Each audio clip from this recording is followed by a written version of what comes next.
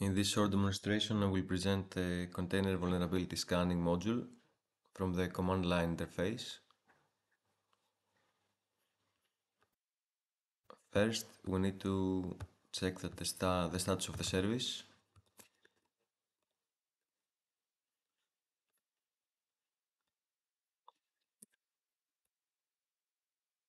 Okay, we see here that is up.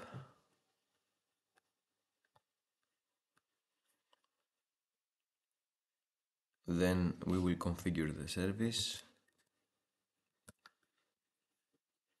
Okay, the configuration process successfully.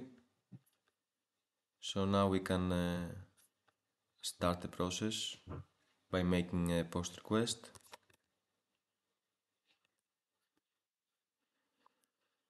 Okay, we see here that we are using a non-public Docker registry, but we have given the username and the password. So we will try to poll the results. Okay, we have some results here, actually quite a few.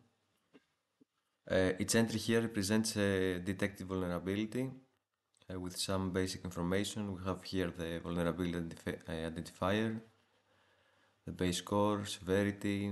Also, we have the package affected. Thank you.